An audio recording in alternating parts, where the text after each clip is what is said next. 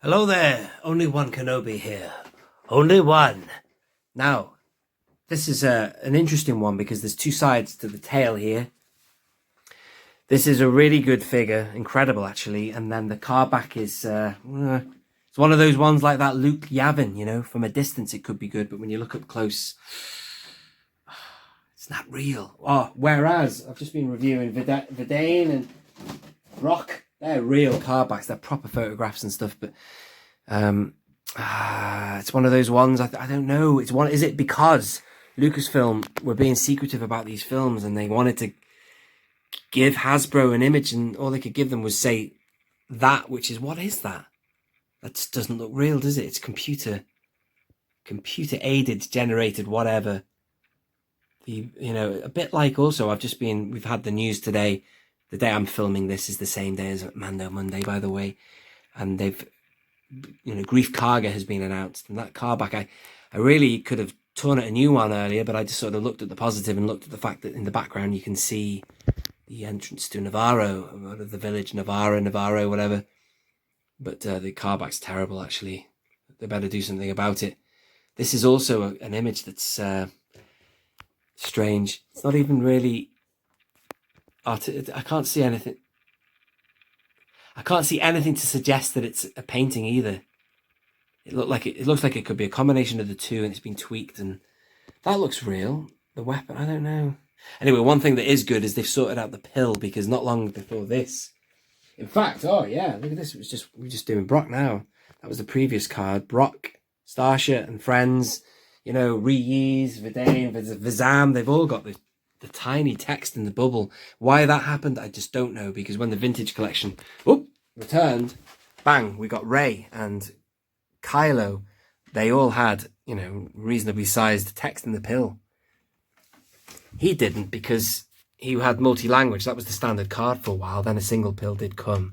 But it's funny, isn't it? There's just continuity errors in the vintage collection. I mean, obviously, you know, we overanalyze it because, you know, well, especially myself, I love this line. That's all I really do.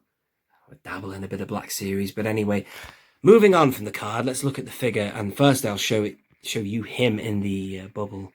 Excuse the glare, but I just thought I'd show you what he looks like in there. But it's a great figure, that kind of medieval look, definitely a gothic terror, you know, brilliant. But, you know, the characters themselves, I mean, I got quite excited when I saw a few scenes. I loved a few moments in Rise of Skywalker, but, you know, my feelings on that film overall. But a few scenes when, like, Kylo drops that head on the table, you know, there's kind of like a conference going on with high-ranking officers of the First Order. Kylo marches in there with these fellas, plonks a head on the table because he's, you know, cut the head off that spy or something, and then he just sort of makes a statement at the end of the meeting, my knights and I are going hunting. But these guys, I thought, wow, what are they going to do in the film? They teased them to us in The Force Awakens, and then they never appeared in the next film, and then they didn't do anything in the the Rise of Skywalker other than look good. And they were crap. They didn't do anything. But anyway, this is a good figure. I'm glad they've given us this one. In the fullness of time, will they give us the other members? I don't really think so.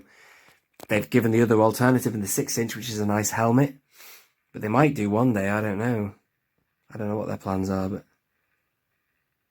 it would be nice if they could bring them out in a set. A bit like, you know, these were all in a 3-pack, weren't they? I don't know. I'm not that fussed, really. If they did something more significant, I'd be more fussed, but they didn't really. It's all very muddled, isn't it? The whole sequel trilogy. Like, these guys could have been the ones who were supporting and, you know, security for Snoke, which became the Praetorian Guard. In fact, I actually thought the Praetorian Guard... were the Knights of Ren, and I think I'm not alone on that. A lot of people did think that, but who knows? Very strange, you know, the sequel trilogy. Could have been friggin' epic, couldn't it? But anyway, it wasn't, in my opinion. If you enjoyed it, then good. And I can happily watch it, and I do enjoy some of the sequences, but you know, as a Star Wars fan, you know, I tell you what, it was positively awful. It really missed a lot of beats and just jumbled.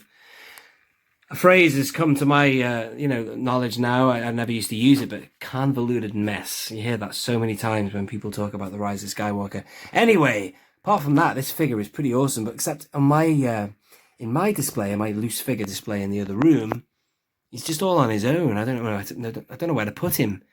If I had more of him, I'd have them all sort of surrounding Ren. But I have him stood behind Snoke in a kind of a generic First Order shelf, you know. But he's a bit out of place.